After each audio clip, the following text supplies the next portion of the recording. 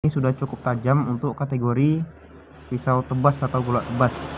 Di kertas dia sudah jalan. Puas kita cek lagi ketahanannya sebelum kita kirim teman-teman.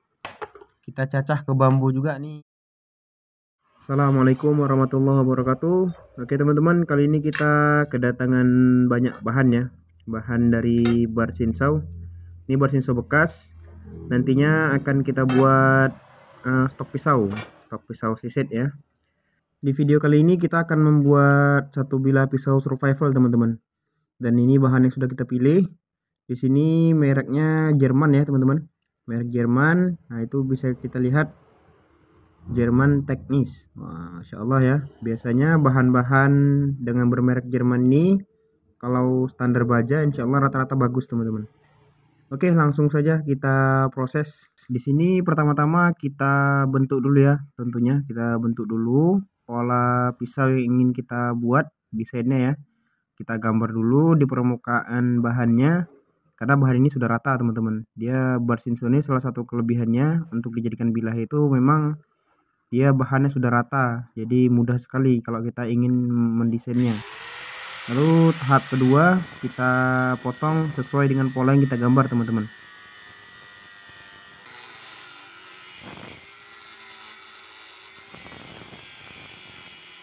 Setelah terpotong, dan inilah hasil kasarnya ya, hasil kasar dari pembuatannya, dan ini sudah nampak bentuknya masih bentuk kasar. Selanjutnya kita bentuk lagi detail-detailnya teman-teman, seperti bagian ini ya. Ini bagian pembatas antara gagang dengan bagian tajam bilah teman-teman.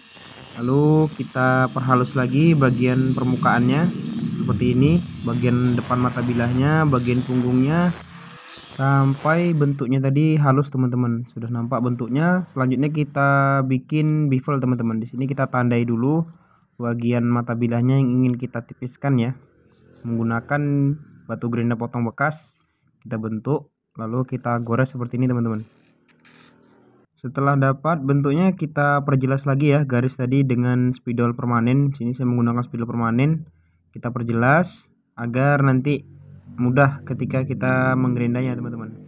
Tahap selanjutnya kita membuat bevel, yaitu bagian mata bilah yang tajam. Bisa dibilang di sini kita tipiskan teman-teman, tapi sesuai dengan batas yang sudah kita tandai. Kita poles dia dengan gerinda kasar, batu gerinda kasar ya. Kita lakukan secara perlahan. Ini memakan waktu yang cukup lama teman-teman. Apalagi di sini kita hanya menggunakan gerinda tangan ya, jadi memang harus sabar juga di proses ini. Jika sudah rata, bevel sudah terbentuk, selanjutnya bagian badan bilahnya teman-teman. Bagian catnya, bagian korosinya kita hilangkan juga dengan batu gerinda kasar ya. Setelah kira-kira bersih, selanjutnya kita haluskan teman-teman. Di sini kita menggunakan batu amplas 150. Kita menggunakan amplas langsung 150. Ini sudah termasuk grade yang sangat halus teman-teman. Kalau untuk kategori amplas gerinda ya, kita langsung gunakan 150 karena memang dia lebih rata teman-teman. Jadi untuk membuat bilah seperti ini, model grid ya kalau saya bilangnya, kita lebih mudah menggunakan amplas 150. Kita haluskan semua bagian-bagiannya, bagian detailnya dan punggungnya ya terutama. Dan di sini tidak perlu menekan terlalu keras teman-teman, hanya memoles saja ya, menghaluskan saja. Dan ini dia hasil sementara seperti ini. Tahap selanjutnya kita beri lubang pada handle-nya teman-teman, karena ini handle-nya full tank ya. Full tank sendiri maksudnya handle tadi menyatu dengan bilah teman-teman, langsung dari besinya. Jadi ini bisa dibilang tidak akan mungkin bilahnya copot dari handle teman-teman. Kita beri 2 pin, terus yang di ujung ini sendiri untuk lubang tali ya sebenarnya. Dan ini dia hasilnya, hasil sementara ya dari proses pembuatan tadi. Kita tidak tempah. Selanjutnya kita sepuh teman-teman. Penyepuhan sendiri bertujuan untuk mengeraskan struktur bilah ya. Nah, di sini kita bakar dulu bilahnya, kita panaskan.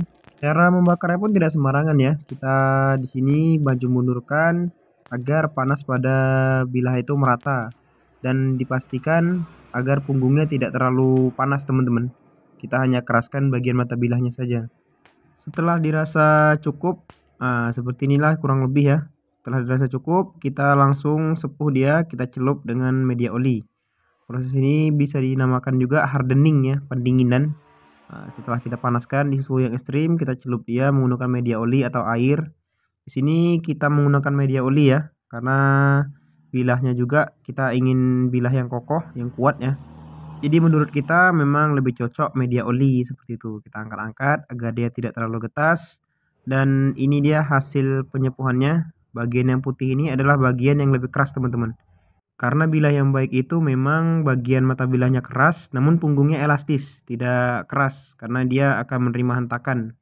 Kita pastikan punggung bilahnya lurus, bagian mata bilahnya juga tidak baling. Tahap selanjutnya adalah penggagangan. Dan sebelum kita pasang handle, di sini bilahnya mau saya bersihkan dulu. Dari hasil penyepuhan tadi dia menghitam, kita bersihkan dulu dengan ampas tempel ya. Sini saya menggunakan ampas tempel yang biasa digunakan untuk kayu.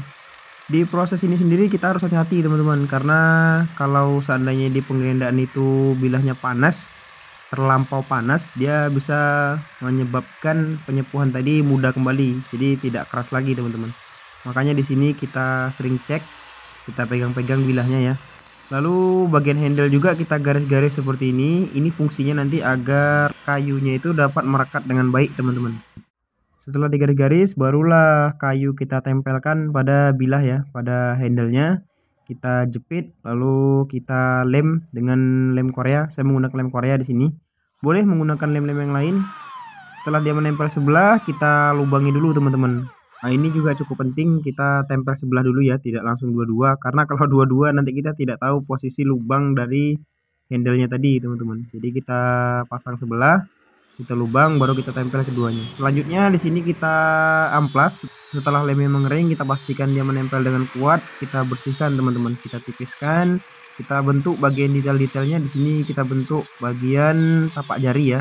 Nah tahap ini bisa dibilang tidak sulit karena kita hanya mengikuti bentuk dari bilahnya teman-teman, dari pisaunya tadi.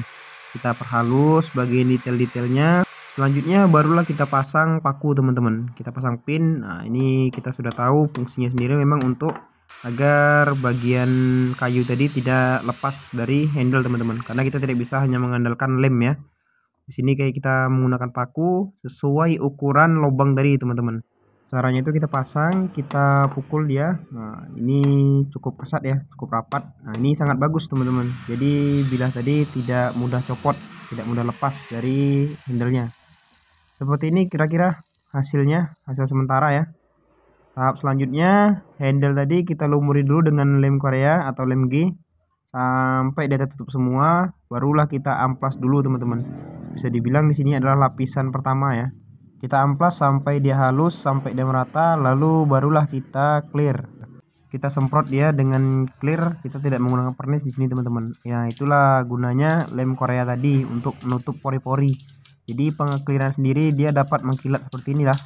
Fungsinya itu ya yang pertama agar dia mengkilat, yang kedua memang agar kedap air teman-teman.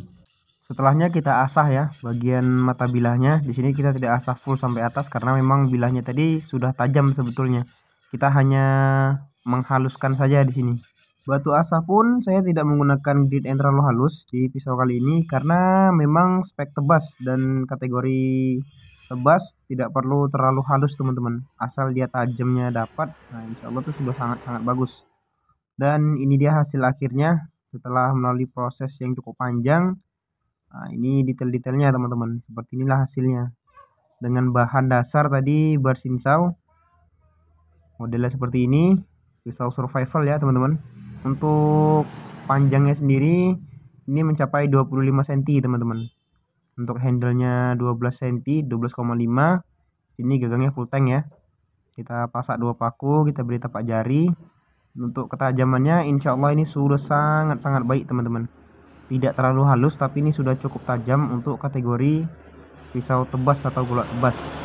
Di kertas dia sudah jalan tapi tidak semulus kalau kita mengasah golok sembelih ya. Kita sudah cek ketajamannya, insya Allah ini sudah sangat-sangat bagus. Karena ini spek tebas ya, spek tebas pisau survival, kita akan uji ketahanannya teman-teman. Di sini saya menggunakan media kelapa tua ya untuk menguji ketahanan bilahnya. Ini kita buka dulu, bagian airnya kita tampung ya, jangan kita buang, nanti bisa kita manfaatkan. Langsung kita cacah teman-teman. Sini kita menggunakan kelapa tua, kita cacah seperti ini. Dan biasa saya setiap kali pemesanan, asal itu golok tebas atau pisau survival, pasti kita tes dulu teman-teman.